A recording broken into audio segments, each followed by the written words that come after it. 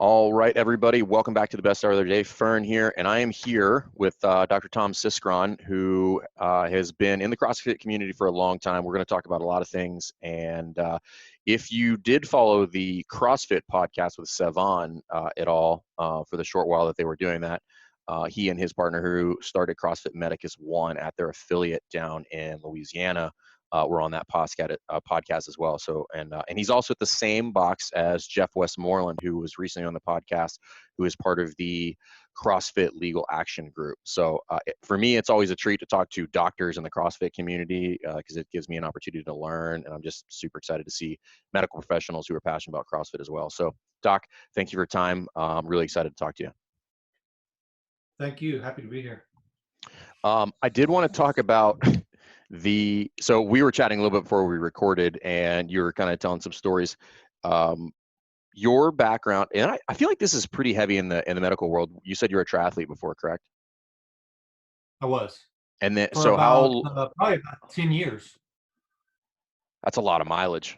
Yeah. And not high level. I mean, I never was, Sammy Inkinen wasn't at risk of losing his title to me, but, I was in residency at the time and my first few years of private practice, so I was very busy, but I rode several times a week. I swam several times a week. Running was always difficult for me because of some joint issues, but I did sprint distance stuff and probably do one or two a year for 10 years. And I loved the training more than the competing, and I still do, even with CrossFit now. I mean, it's the process for me, not attaining some goal. What was your fastest sprint time? For the whole triathlon, for the sprint distance, 53 or 4 minutes. That's trucking. I might be not remembering, but I was not that great. I mean, no, that might be for just the bike component. 52, 53 for the bike. Because that's the bike is what, 14? Is 18. 18. Okay. I was always middle of the pack. I'd average about 19 miles per hour on the bike on my bike ride. I would be pretty far back in the run because that was my hardest thing to run. My best 5K ever is like 25 minutes. I'm not a good runner. Okay. Never have been, and now I can't run because of joint issues. But the bike was probably my best. Swimming, I'd be middle to front of the pack for age group, and then run, I'd slip off. I think sprints are fantastic. Like the distances are just long enough that most people can participate as long as you're somewhat comfortable on the water. For somebody who's like, even for somebody who's average, or even not that experienced, they're probably anywhere between 90 minutes to 2 hours, and you're out of there. You don't have to put a crazy amount of mileage on there. Virginia Beach has, or did, they don't anymore. They had one of the last standing open water ocean sprint triathlons here at the beach, and they canceled it after some ridiculous number of years, about 5 years ago. And I think mostly they canceled it because they always had it in September, which is right around hurricane season kicks in, and the surf would just crush people. The last one that I did, and I believe I did the last one, I remember getting out of the water, and I'm not a great swimmer, but I was a rescue swimmer when I was in the Navy, and I've spent some time in the water.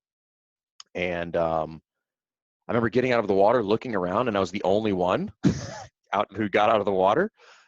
And I was like, man, that's not right. And it was because the surf was so bad. I mean, people were getting tossed back onto shore from the break and all that stuff. But I think that's a fun distance. You don't have to put in an incredible amount of training for that. Yeah, and like I said, I was about the process. I was never that great. I was kind of middle of the pack for my age group, but I enjoyed the process. And yeah, you're right. The swimming is definitely the limiting factor. I actually saw a lady die, unfortunately, in a triathlon from the balcony. It was the Florida Ironman. Okay. And my ex-wife was doing Ironman races, and it was we were getting ready. I had my two boys we had young children at the time, and she was swimming. We were going to go down there to meet her as she came out of the water and wave. Mm-hmm. And I looked out the balcony. I saw ambulances and all this, and came to find out later a lady had died. in the open water in the ocean. So it's It's definitely. it's a real thing. I mean, even though you're not, you're basically swimming along the shore, but I remember that one when I swam that last one, and in rescue swimming school, like you get into some pretty aggressive scenarios in the water. So I'm not an incredibly fast swimmer, but I feel pretty comfortable in the water. Comfortable. Yeah. And I was probably swimming. It was weird because you couldn't really tell where the break was going to be, and it was moving around. And I was swimming, and I just got caught on the underside of a wave that broke, and another swimmer basically just landed right on top of me.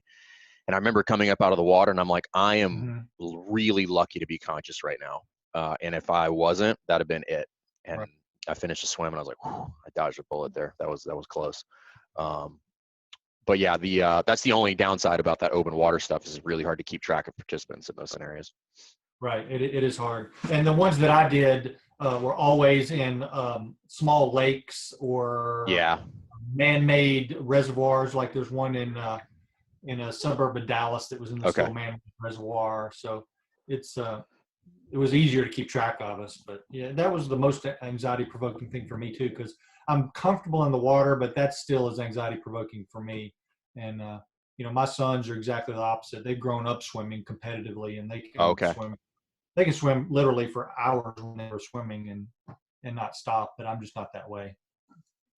Yeah, it's hard to get to that point if you don't grow up doing that. I mean, I grew up swimming quite a bit, but never competitively. So even when I did get back in the water at a later age, there was a pretty steep learning curve there to get comfortable and learn how to relax and do all that stuff. But so talk to me a little bit about so you're doing triathlons, and then kind of what age, what frame, and how do you find CrossFit? Because that's led you to a lot of really cool things at this point.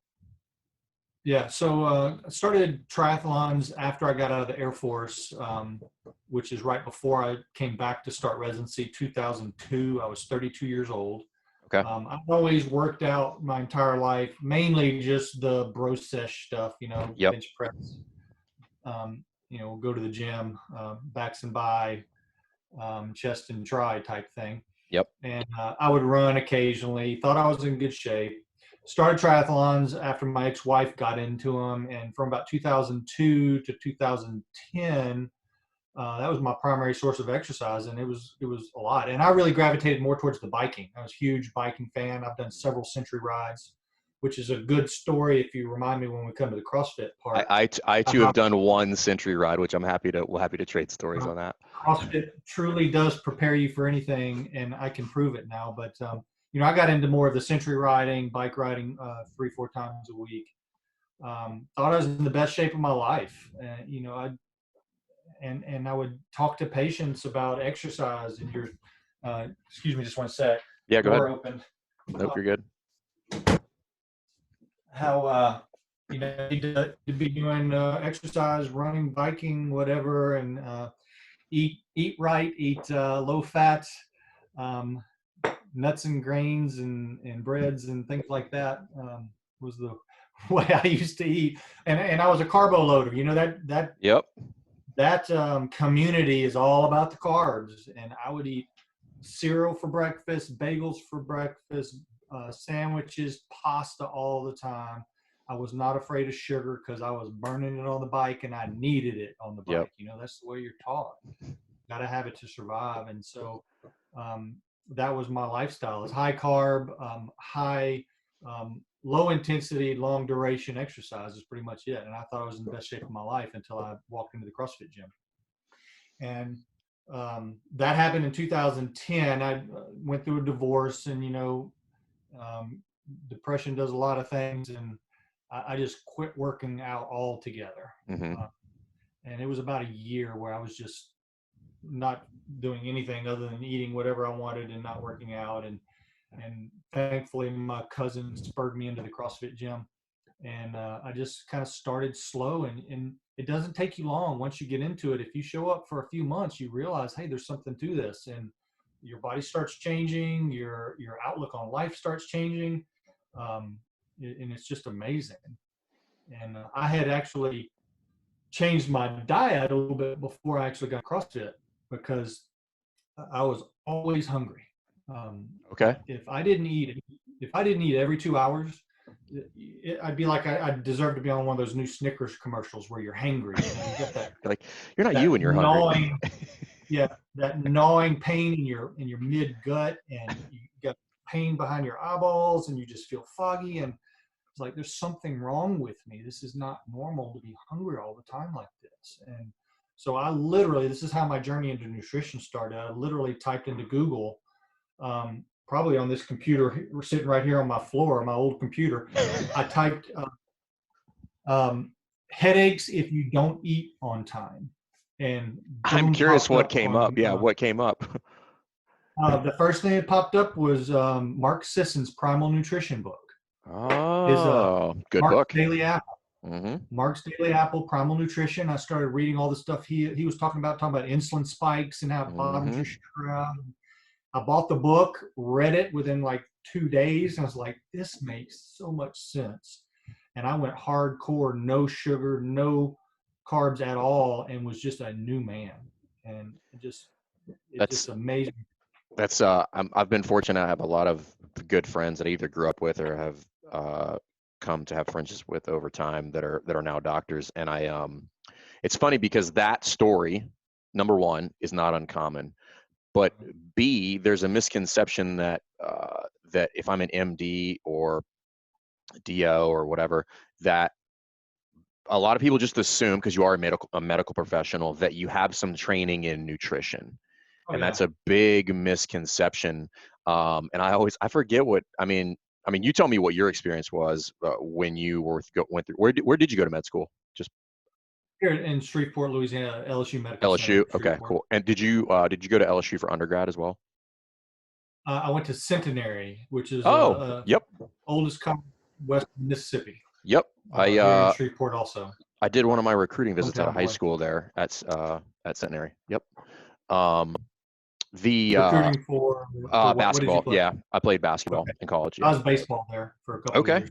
Nice. So I decided that baseball was not going to pay the bills in the future. I needed to figure something else out. Yep. Yeah, basketball didn't really pan out. I didn't make it to the league, so I'm here. Yeah. So what do you remember what the extent of the topic of nutrition was covered in med school? Almost nothing. I really seriously don't remember any specific nutrition class. Now, that's been a long time ago, but we may have had something, but I just don't remember anything. I think it's all more through interpretation of the literature on what causes heart disease. Yeah. We all know, of course, that fat causes heart disease. For those of you That's that are not looking, yeah. That's what the guy in the long white coat tells us in the short white coat, so we believe it. And we start preaching it too. And I preached it for 20 years, and I feel so bad for all the people I told that to. There was one guy when I was in the Air Force. He was 600 pounds. I think he was a spouse. Wow. Yeah, 600 pounds, and he kept coming to me for all the things you would expect. And I was in an urgent care clinic at that time. Okay. He kept getting little abscesses here and there, and back pains, and all the things you would expect from a 600-pounder. And I really took to help him lose weight. And I was all about calories in, calories out at that time, because that's what we were taught, is that weight is nothing more than a balance of calories in, calories out. What you eat really doesn't matter. But you do need to avoid fat. I knew that. And so he would talk to me and say, yeah, I didn't eat that much for lunch. I only had 6 bratwurst. And I said, well, bring me that bratwurst pack. And he's talking, 6 little bitty hot dogs. Can't be that much in that. Yeah. Well, we looked at it, and it was like 2,000 calories in those things. So I said, all right, we're gonna change this. And I had him counting his calories and writing down everything he was eating. And I was getting his calories down to about 1,500 a day, and he would lose a little bit of weight and he'd plateau. But I felt so bad because he was telling me stories about how I've got a 4-year-old son and I can't enjoy him. All I do is I'll lay on the floor and he climbs over me. And that's basically my interaction with my son. And I wanted to help him so bad. And yeah. I put so much effort into him over the course of about a year before we lost contact. And my bet is that he's probably not alive at this point, because he was 40 at the time, and that was Yeah, the for the year. odds are not good there. So on Yeah, that note, what are your thoughts on that ideal in general, calories in, calories out? Because I think my opinion is that the truth lies somewhere in the middle. I don't think it's irrelevant, but I don't think it should be the thing that you absolutely, concentrate on. absolutely. I mean, obviously, calories in are going to matter. I mean, if I eat 5,000 calories of the food that I think is healthy, I'm going to gain weight unless I burn that much. It is a factor, calories in, calories out. What people don't understand is that you don't have to measure it. I don't measure anything because our bodies are well designed, our hormones are well designed to tell me when to eat. My philosophy now is I eat like a wolf. I eat when I'm hungry and I eat until I'm full.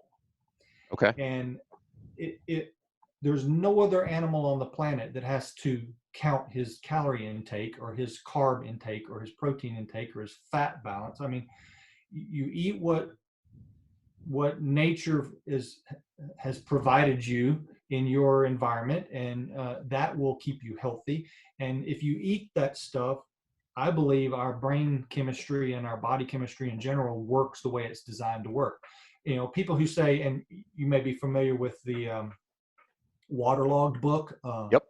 Um, you know, the Gatorade recommendation is drink every 30 minutes one thing of Gatorade or whatever to prevent thirst. And I mean, why do we need to be told when and how much to drink? What other animal on the planet has to be told that? It's just totally ridiculous. We drink when we're thirsty and we'll be fine. If you eat hungry, you'll find if you eat the right foods. And so I have found that eating a higher fat, moderate protein, uh, uh, but I also get carbs in the forms of vegetables mainly. Hmm. If I eat a higher fat, moderate protein diet, my body tells me when I'm hungry next based on how much I eat. If I don't have time to sit down and engorge, or it's not there for me that day, I'm going to be hungry a little sooner. If I sit down and they've got something I like in the hospital cafeteria, like yesterday, they had fatty brisket. I, Ooh. I ate a bunch of fatty brisket and some greens with olive oil and vinegar on it, and some squash and some broccoli, and I mean, I had a huge plate of food, and I wasn't hungry again till really late last night. And I Have you? might I not was. have even eaten. Sometimes I fast because I'm not hungry at dinner, and I'll go to bed without eating. That happens That's all actually. the time now. That's what I was going to ask you. Is if that principle has kind of led to something that kind of resembles intermittent fasting? Because I know it has for me. Like I regularly only eat breakfast and dinner. Yeah. It's intermittent fasting naturally. It's nothing that I plan. People ask me all the time, do you intermittent fast? I was like, yes, but it's not scheduled. It's just, I eat when I'm hungry. I eat until I'm full. And if I happen to have had a huge feeding, I like to call Hmm. it, then I'm not going to be hungry for a long time I'm the same way. because the calories in right there, my body interpreted as, hey, we've got a lot of calories. I stored fat after that meal yesterday. You know, I've got a 5% body fat, but I made it 5 point something yesterday after lunch because 5%. that's the last in-body scan I had Good was for you. How old are you? 50 this July. You're beating me by like 7 or 8%. So good for you.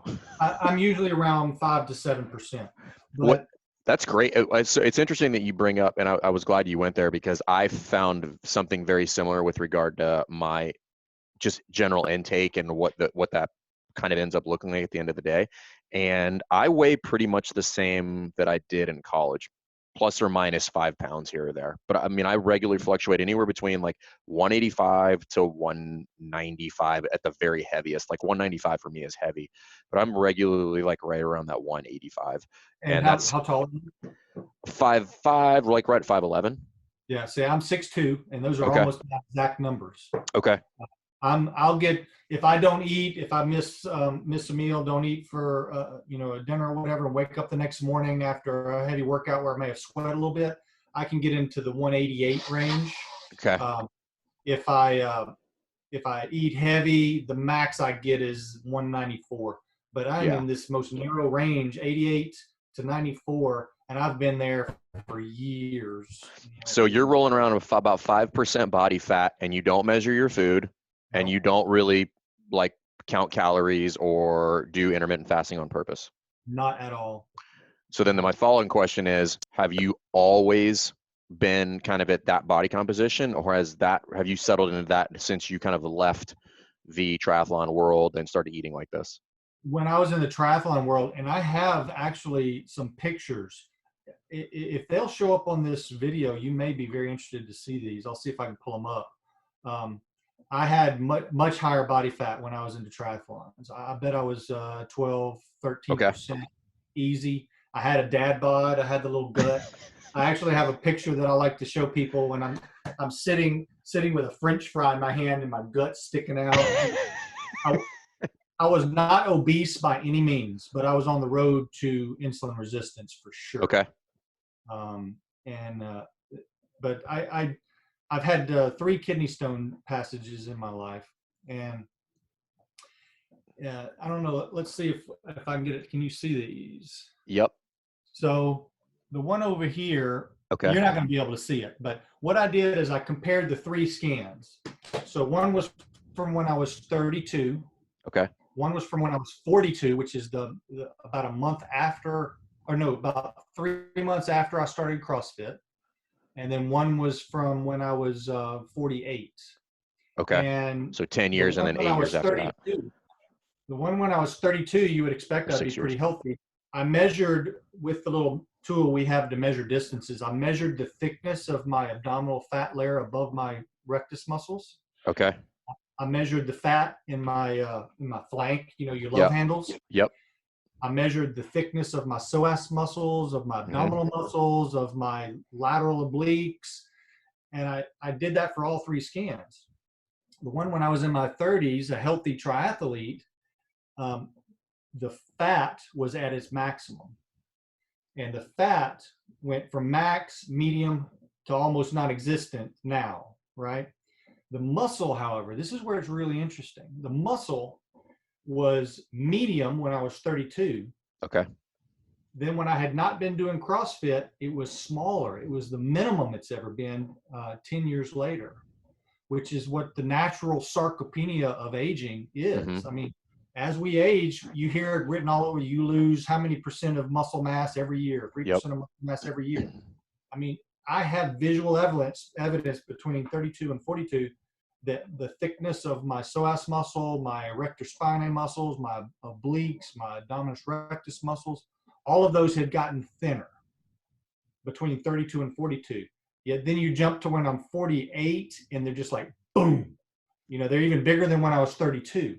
So I've got bigger muscles and less fat than when I was 32. And it's a really interesting graphic to show how eating right and exercising those muscles, aging is not a process where we have to suffer until we end up in the nursing home, like Greg says, with someone feeding us green Jello through a plastic spoon.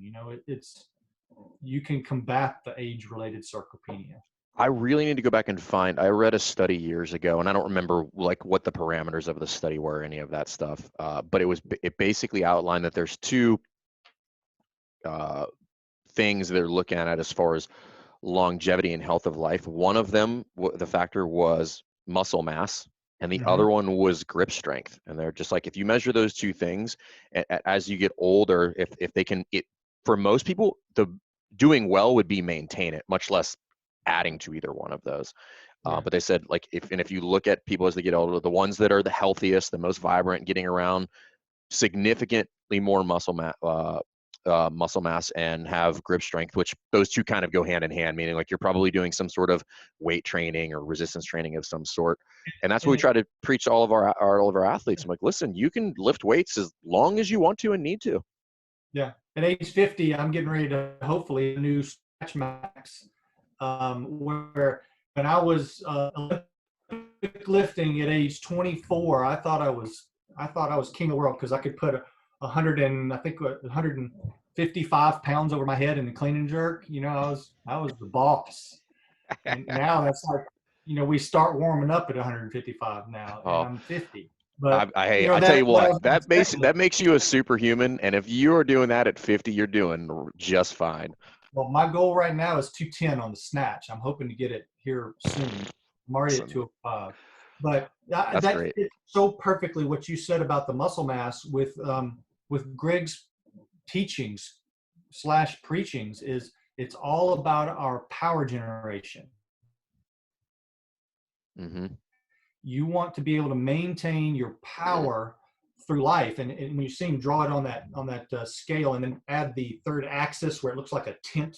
You want your tent to be as high as possible. So as you walk out in age to the end of that tent, you don't get limited by your power, and that's what puts people into that. And it's a very sad and personal story. Is a very close personal friend of mine, teacher, mentor, family friend, died last year. And he died at age 89, which he had a wonderful life. But he did not have to die at age 89. He died at age 89 because he did not have the muscle mass to prevent ending up in the nursing home after he fell. He was picking up a pin of all things. He had just had surgery for a hernia, which any normal person would recover easily from and bounce right back. But he stayed in the hospital for a few days, got home, was weak, thought he was back to normal, but he had lost enough to where he bent over to pick up a pin and he fell backwards, landed on his butt and fractured his vertebra. He had a compression fracture. Oh, wow. And that was the end of it. I mean, it was from that point where he fractured it, it was probably 4 or 5 months of just downward spiral, because once you lose the ability to be mobile at that point, I mean, it's just an accelerated process. So had he been maintaining his muscle mass enough to where he would have had the reserve even after his minor surgery to bend over and pick up the pin without losing balance and falling, he would still be alive today. I'm absolutely convinced of that. That's a very, I use an example like that when I give both the What is CrossFit lecture, and because you've been to the level 1, and when I talk about the sickness, wellness, fitness continuum and talking and giving examples of that. And typically I'll ask the participants, has anybody heard a story that sounds something like this? Uncle Bob, by most metrics, was healthy. He fell down the stairs. That was now this waterfall of complications. And then 6 months later, Uncle Bob is dead. And you're just like, what happened? And it's because we have people that are living in the kind of state of wellness, thinking that that's where they need to be. Mm-hmm. And they don't have far to go to get to sickness. And I use that exact example when I give the course, because that's something that hits home for a lot of people. Because again, a lot of people have experienced that either, firsthand, secondhand, but they know of something that sounds very similar to that. And it changes with age, and Greg says this in his sickness wellness continuum talk too, is that Yep. there are tons of stories about veterans who survive things and people who are in car wrecks who survive things that they survived probably because they were CrossFitters, Oh, and 100%. had my friend at 89 been in a massive car wreck, he probably would have died even if he had been maintaining his muscle mass, because at that point your tent is narrower, you don't have as much leeway. But certainly he could have survived a minor procedure hernia operation. So it's different for every age. But my goal now when I talk to my patients is to prevent them from getting into the nursing home and they're all just walking that little razor's edge fine line of waiting for one little thing to push them over the edge. And then I know it's just this down the drain spiral that will exponentially take them into the grave. And it doesn't take much. I mean, I just start my patients off with, I tell them to sit at their dinner table and stand up and sit down, start there and do it. If you can do it 10 times the first day, that's your number. And every day you try to do one more, That's an example that I think it was Joe Alexander, who's a flow master. I don't know if you've met him before, but he lives out in Nevada now, but he'll be at the DDC sometimes. But I think he was training, I forgot, somebody else on seminar staff's dad or mom, and they were refused to do squats. And he said, all right, well, let's just do some sit to stands in the chair. And they're like, okay, I can do that. And they're like, all right, whatever we want to call them. Like, we'll call them whatever we need to, but we're going to squat. Well, that's funny. You bring that up. Is I was talking to another doctor the other day. Said, "Oh, I can't do CrossFit because of my knees. I can't squat." I was like, "You sat down in that chair, didn't you? Can you stand up out of that chair? If that's all you can do, that's where I would start you. He's like, oh, I never thought about it that way. I was like, yeah, you're not going to do the squats I'm doing, but I'm going to start you just sitting down into a box and standing up. And another sad story is there's a friend of mine I've known for my whole life who's a few years younger than me, but he's, I guess, 48 now, or 46 maybe.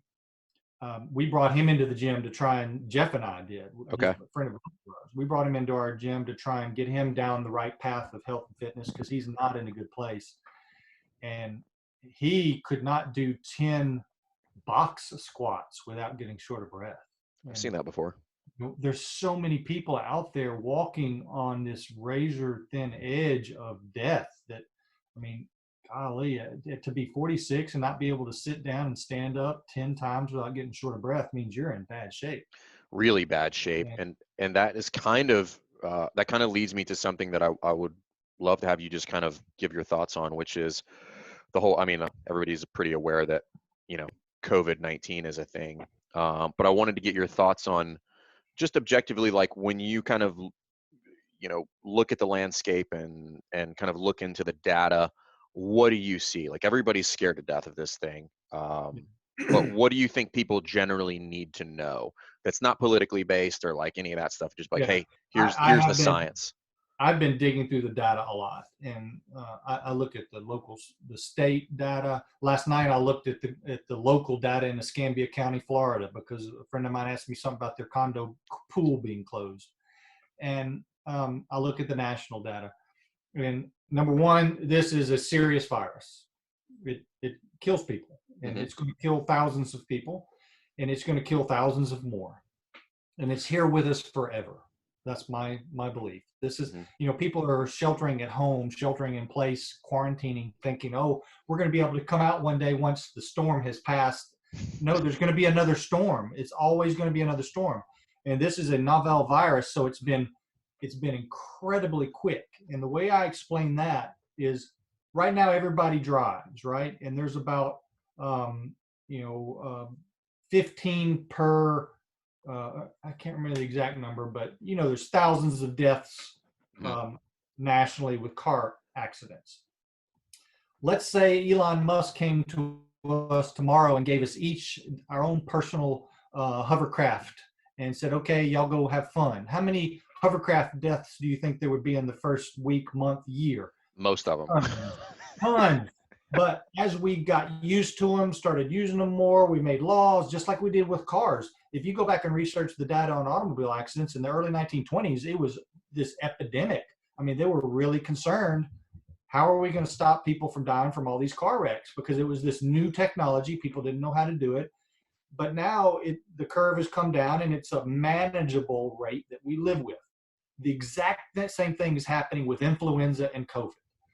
I don't think that COVID ultimately is going to be something that on a yearly basis kills that many more people than flu, but it is now an additional killer. The influenza virus, however, we've been around for hundreds of years, thousands of years, and we have measures against it. We have vaccines against it. We have precautions against it. And we have determined that we accept about 5,000 deaths a week in peak season from influenza, and we get on with our lives. Someone just dropped COVID on us, like Elon Musk dropping hovercrafts on us. It's a new virus, so it's going to kill a lot more people quickly. But once this initial burnout happens, I think it's just going to become another one of those viruses. RSV kills 15,000 people a year. That's something that most people they don't even know what RSV is. And to be very frank with you, the only reason I know anything about RSV is because our daughter was born 15 weeks premature, and we spent 95 days in the NICU. She was born in January, and that was all they talked to us about. They're like, she cannot get sick, and RSV is your biggest threat right now. But RSV even kills adults. People like elderly people. Yeah, for the most part. It kills 15,000 adults a year. I read on the CDC data. So that's the first thing. This is a serious virus. I'm not minimizing it at all. If you are at risk, watch yourself, because right now it's running rampant through the world, and it's going to continue that until it burns itself out. The second thing I say is that I would rather be around someone with COVID than with influenza. Because Really? I think I would have a higher chance as I age of dying from influenza because, or at my age, maybe not as I age with other illnesses, but I'd rather my children be around someone with COVID than influenza. Influenza kills young people at a much higher rate. Yeah. Um, I was saying this earlier today, and someone said, "Yeah, but a friend of mine's child got it and almost died. They were intubated. They were 11, didn't have any other diseases." And I was like, "Yeah, that's one. There's been 2 deaths in Louisiana under age 18, Mm-hmm. and I know every state's about the same. It's for whatever reason. There's a lot of theories. Shaka Gillen talked about it on Savant's podcast yesterday, and there's another theory I've heard about the MMR vaccine possibly being one of the reasons it's protective, but whatever the reason is, whether it's because they don't have the chronic diseases this virus is preying upon, or maybe they don't have the same receptors, the ACE receptors as adults, whatever, it's safer for children than influenza. So, Yeah, it's I was reading somewhere that they are not aware of any like child to adult transmission. Like they just haven't seen it anywhere. They haven't tracked down any cases of that. Did you see the governor's data that he released yesterday For Louisiana? No. for New York? Oh, no, I did not. 66% of recent admissions to 1,000 patient recent admissions to New York hospitals have been acquired by people sheltering at home. Well, I mean, it kind of makes sense. I mean, I'm locked in a space with another person. Exactly. And that's the same. I read the same thing in early March in China. They were noticing that most people were catching it from their family members. So what do? We lock everybody together at home. And, there's no data to support that. And this is a line that Shaka used today, is that everything we're doing is based on fear and reaction. There's not a bit of scientific evidence to support it, that we're doing any good. And there's and I think there's been this weird swing, so the fear prompts us the reaction to, we need to stay home, we need to do that.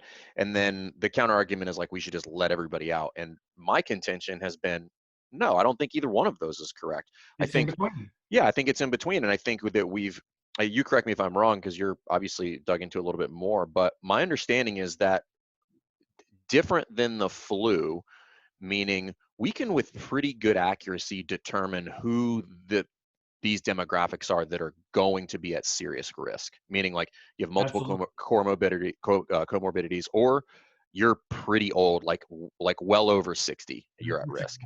Yeah.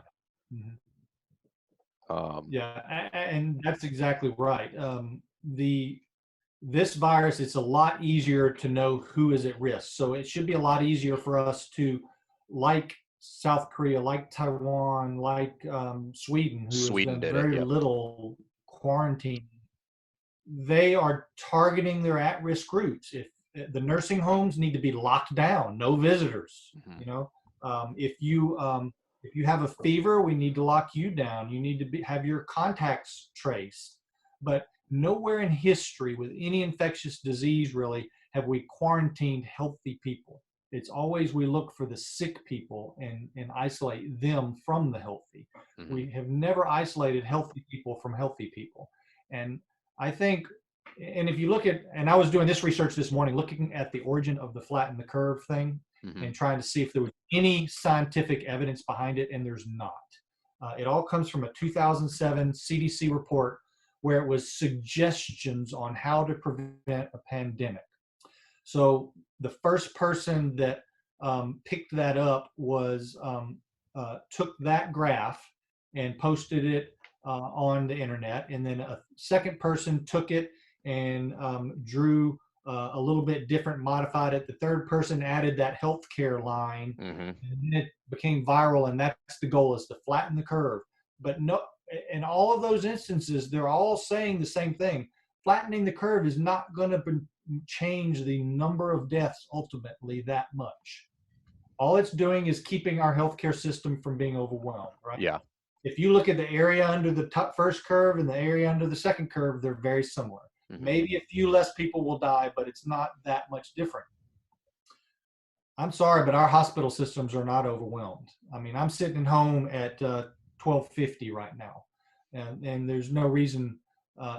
And there's tons of doctors across the country who are sitting at home. There are a We're few isolated places. New York City's been hit hard. Yep. There are a few places that have been hit hard, but the majority of the country hasn't.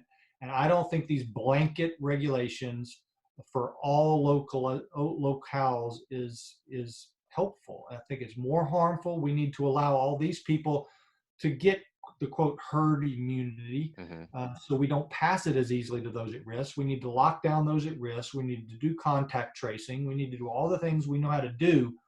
But this destroying the economy and locking people in their homes for 6 weeks, I think, is definitely overkill. Personally, I think the data eventually is going to show that. Well, interesting you bring that up. I was reading, so literally right behind my gym, there's a company called HRSD, which stands for Hampton Roads Sanitation Department. And they are oddly enough, like one of the world leaders in sanitation. So they have these $100 million projects and basically like replenishing water reservoirs underground and like all sorts of really high speed sanitation stuff. Like they specialize in poop basically. And I got an article the other day that they are doing part of this big kind of nationwide project to figure out, really try to find some hard data on what are the actual numbers so that we can all, act accordingly, right? So that we can just be educated and figure out what the best course of action is. So what they've been doing is they've been doing a ton of tests on all the wastewater, and they've done this before with a lot of other things. So this is not a new practice, but they have with pretty high accuracy know how many people in a general area use wastewater, right? And then what they can do is they can take that, they can measure it, and it's like they're going to look at particulates, parts per million of That's the the way virus. they trace illicit drug use. I mean, the government uses that, or I didn't know that. OxyContin use. Yeah, that's okay. Their tools is they sample the wastewater coming out of this area of the city, and they know how many people are flushing stuff down their toilet. Oh, that's interesting. So basically what they found was their preliminary tests that they found, and they're doing this all over the country, found that preliminary tests have found that at least 10 times the number of confirmed cases is what they project have actually either been infected or currently have it, and which is great for everybody, by the way. Like that's not a bad thing. That means that it's, the numbers are better than they seem. So on that note, as a doctor, somebody who's kind of looked into this and your mission, and as a you're a urologist by trade, but I would imagine that you're in a pretty small minority of people who are like actually like pushing people towards health and wellness in your practice. What should people be doing? So let's assume worst case scenario that you're going to get it. What do I need to be doing now in the event that I do get COVID? Quit eating highly processed carbs and oils. Get your metabolic health in order, and it doesn't take that long. I mean, this. You see it. You see it in the gym how people start changing quickly. I see it in my office by how quickly their labs change. And the guy I talked about this morning who lost 17 pounds in 2 months. I've got another guy who in 3 months reversed his fasting insulin from very high to near normal, and reversed his triglyceride to HDL ratio. His triglyceride to HDL ratio was 3.5, which strongly puts him in the insulin resistance category, which was reflected in his fasting insulin level, which was enormously high. It was like 30 something, if I remember correctly. Wow. And that's then really high. Yeah. I've seen a fasting insulin in the 60s from someone who was told by his primary doctor that he was fine after looking at his lab work. That's and nuts. I looked at his triglyceride to HDL ratio, which was 6, and it's like your lab's not fine. And correct me if I'm wrong, you would prefer that to be under 1, correct? Absolutely. Mine's 0.5. Yeah, I think mine was like I think last time I did, I think it was like 0.43 or something like that. But yeah, that's it was awesome. under 1. Yeah, I try to shoot for 1, certainly under 2, but 3.3 or above, you're insulin resistant. You got some problems, and I think that's going to put you at risk for COVID. So, but it reverses quickly. Within 3 months, he had dropped his fasting insulin to the normal range, and his ratio had gone down to 2.5. So he was well on his way from 6 to 2.5 in healing his body. And I think I talked about this with Shaka on when I did a podcast with her, but I think people would be shocked at the amount of headway that you can make in those health markers in 90 days. I mean, drastic stuff. It happens. The body has an amazing capacity to heal. If you just allow it to do its job and quit poisoning it with all these foods. I mean, that and I feel so sad and sorry. And I used to be one of them, but people don't understand how much the food industry is killing us. Mm-hmm. The grocery store, 80% of the foods have added sugar. You buy anything in a bag, box, or a carton, you're killing yourself. Just slowly, but you're killing yourself. And is that your first recommendation to patients? Yes. The first thing when I want to start them off slowly is, if you know there's sugar in it, don't eat it. That's the first thing I want you to cut out. I don't even get into the avoid bread, wheat, rice, corn, potatoes, all that stuff that I avoid now. But I just say cut out sugar. Don't eat the cookies, the cakes, the candy bars, the Coke, Mountain Dew, Dr. Pepper, whatever your flavor is. Just cut that out and stay out of the inside of the store. If it comes in a bag, box, or cellophane wrapper, it's not good for you. 99 times out of 100. So shop on the perimeter of the store and look for foods that are in their natural form that have not been altered by any human hands. So if you can pick up a piece of food and say, this is a broccoli, it looks like broccoli, you can eat it. This is a piece of meat, it looks like it was just cut off of an animal, you can eat it. If you go in and see this casserole with broccoli and meat mixed in it, who knows? What's in that? I don't know. It's been processed. So I tell people, just watch for that. Look for whole natural foods.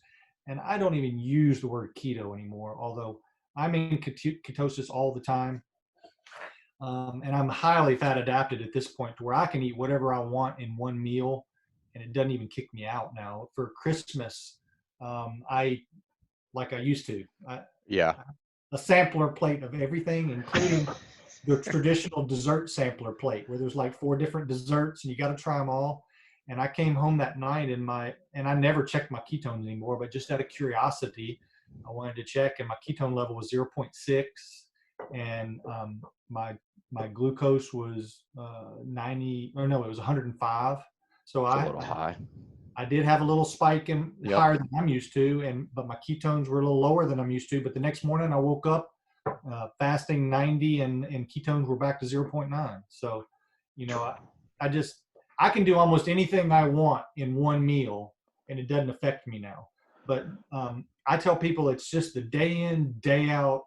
You got to break that cycle. You got to give your body a chance to heal. And the best way, I don't even use keto, because if I use keto, they're going to go to their doctor and tell them they're doing keto, and they're going to say, oh, that's dangerous for you. You got to stop that.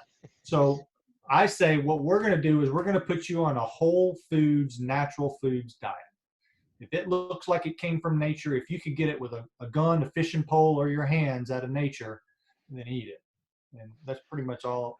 That is the CrossFit prescription, eat meats, vegetables, nuts, seeds, some fruit, low starch, no sugar. So exactly. And I have this little handout I give people from dietdoctor.com. It's this beginner's guide to a low carb eating. And it's a great little handout. I've written little notes on it. I have a few videos for them to watch. I have CrossFit.com on there. I love now that CrossFit.com is publishing the at-home workouts of the older people. Yep.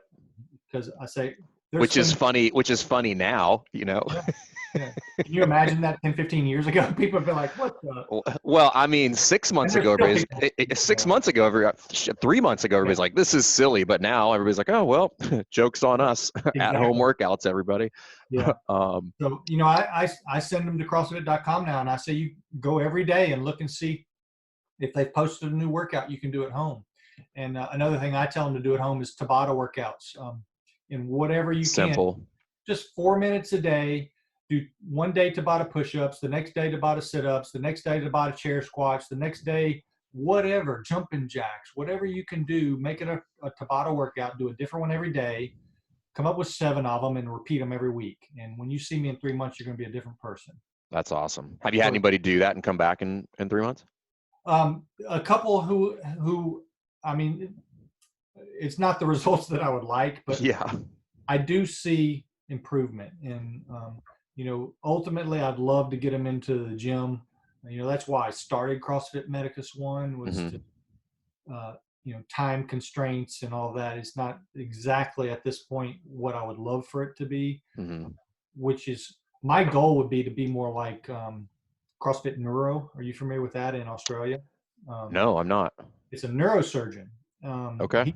He's pretty big and affiliated with CrossFit Health also. Okay. I'm blanking on his name, although I know it. Look up CrossFit Neuro. It's in Okay. Australia. I'm gonna look him up. I'm And having him on the podcast. when you walk into his neurosurgery office, you see people working out behind a glass window. That's awesome. And they're all neurosurgery patients. They're all people who came into his office with back pain thinking they're never going to walk again. Okay. And he tells his patients when they come in and said, look, these people over here were just like you a year ago.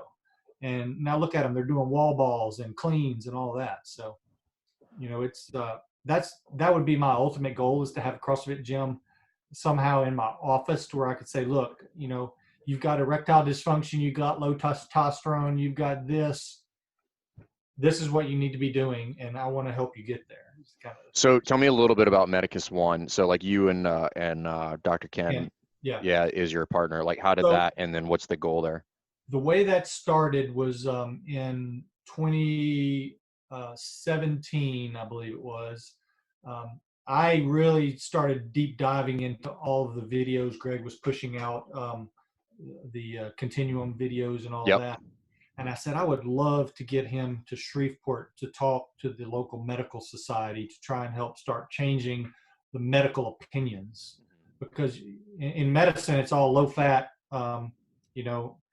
eat less, exercise more. That's about Yeah. all they say, and eat low fat. So I emailed the CrossFit.com, the general inquiry email, and about 3 weeks later, I got an email from Russ Green, said, Greg is very interested, would love to come meet. When do you want him to come? I was like, are you serious? I mean, that's all it took. He's coming. So I contacted a back and forth a couple, and it ended up coming in right after the games. I think it was 2017 games. He came in August and gave a grand rounds, his exact talk that he has given a million times. He gave it Yep. at the LSU grand rounds. That's awesome. At that meeting, I met Brian Mulvaney, Okay. of course, Greg, and Brian said, we're doing some things with docs. We'd love to get you your L1. You don't have your L1? It's like, no, I'm not going to ever be training anyone. Why would I need an L1, was my thinking at the time. But he showed me, and Greg showed me, how the two can be joined. My passion for helping people and my love of CrossFit are the same thing. It's all about fitness and long-term health. And so Ken and I were actually the first two physicians that they trained, for free, in the L1. They flew us out to the ranch. Nice. And we took our L1 class just with a regular L1 class at the Yeah. ranch. This wasn't the MDL one that we know It wasn't today. the MDL1. We were zero MDL1. Now they have one MDL1, two MDL1. They all get T-shirts. That's cool. We didn't get a T-shirt or anything. We were just in the hot, dirty, crummy old in the warehouse at the time. Now it looks like you walk in there and it's this conference room. They've really spruced it up. But we got our L1, and they encouraged us to open up a box. And I was thinking of a name that could fit medicine and my goal. And I was doing CrossFit Health, and they said, well, that one's taken. And I said, well, how about CrossFit Medicus? And I submitted it. And then Kathy responded saying, no, there can't be anything that has to do with medicine. And I was like, well, Brian just told me that it was fine. And she said, let me get back to you. And about 30 minutes later, she said, okay, you're approved. And so I say that we're the first medical-oriented CrossFit box with the name CrossFit Medicus One. That's why I named it CrossFit Medicus One. Yeah, that's awesome. And then Ken and I kind of partnering it together. And our goal was to try and take patients from our practices and bring them to work out with us. We don't have a physical box. It's more of a virtual idea. It's just so I have my L1, I have my own box. I can coach someone in my garage if I want to. But the idea was to bring them with us to our gym and let them be exposed to the community. Yes. But at this point in my life, I can't have that box in my practice, but I can bring them with me to work out. And we did that for a year and a half or so. My success with that just wasn't what I was hoping. And because those patients didn't buy into the process. You have to buy into the community. Yeah. And somehow, although they trusted me to go, they just didn't stick with it. And I had too many failures, and I kind of got disillusioned in it all. And I'm holding on to the CrossFit Medicus One affiliate just for my dream one day is to have a box like that. But if you could do it again, what do you think would make it successful? I think we would have to have a physical location and commitment from members to come and develop our own community, just like CrossFit. Yeah. It's a community. And the reason I think that a lot of my patients is they're scared still. They walk in and see all these people cleaning, and see me snatching 205 pounds, and they're like, I can never do that. And they leave. Do you think they need to see somebody that looks like them? Exactly. They need to see someone who looks like them. And so having a physical location where we have, just like they're doing at CrossFit headquarters right now. Yeah, I was just going to mention that what Michelle's doing there. Yep. Very successful. And they got a waiting list, don't they, I think? Yeah. So it's a little different now because they basically told everybody to stay home, obviously, because this is a serious at-risk population that they're working with. But I want to say they were something between 70 to 100 members in there. Yeah. Of all people that are largely over the age of 70 or very, very sick, meaning morbid, clinically obese. When I ask myself, why does that work and why what I'm trying to do doesn't work, the only answer is community. I think that's it. I think that's 100% that it works. They did not have the sense of community walking into that box, even with me as their physician, that they needed to stick with it. So they need to walk into a box of other overweight, older, sick people to say, oh, I can do that, and they see people sitting down to a box and standing up or doing push-ups against the wall, I can do that. And that's where they need to start. And they need that sense of community. It's so important. And that's what kept me in, My best friends on the planet now are all, Jeff Westmore and Ken Sanders, Tim and Fred and Aaron and everybody are all my CrossFit buddies now. And that's awesome. Well, that's something, since talking to Michelle and then since talking to you and other people that are doing, it's something that's on my list of things to try to tackle is to try to build that community for that at-risk population. It's a big nut to crack, but I think if you understand that portion of it, which means they have to be, and this is what's cool about what Michelle's doing is she's figured it out. She's like, hey, this is how you have to do it. This is how they have to be, for lack of better terms, isolated, but they need to be with other people that look like them because they're going to get freaked out and never come back, which everybody needs to recognize. It's very important is trust. They have to understand and trust you that you are taking care of them. And if that means instead of doing box jumps, they step over a crack in the floor, that's where they need to start. They need to, you cannot hurt these people. I had one guy who dropped out who, in the workout was box jumps, and I didn't want him doing box jumps. But I had him jumping over a crack on the floor, just side to side, jump over the crack. But he said, I think I can do box jumps. And I was like, well, okay. And so we got him the little box. Damn it, if he didn't jump 3 or 4 times and then grab his back. Yep. And he hurt his back.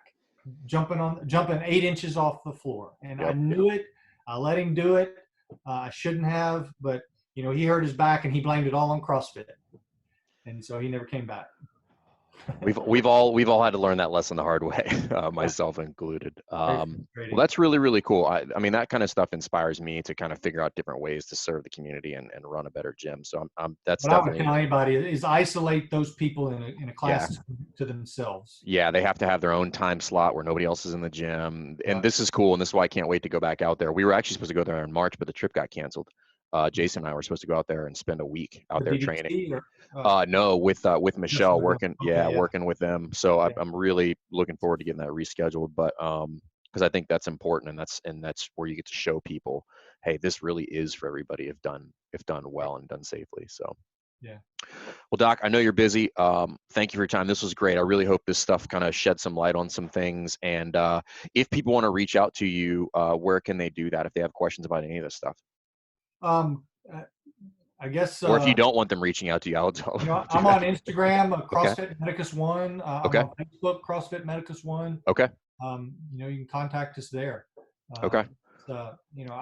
I'm not changing the world massively, but I like to try and help everybody I come in contact realize that the process of aging does not mean you have to become debilitated. You can maintain your strength well into your ripe old age, and it all just takes wanting to do it with proper nutrition.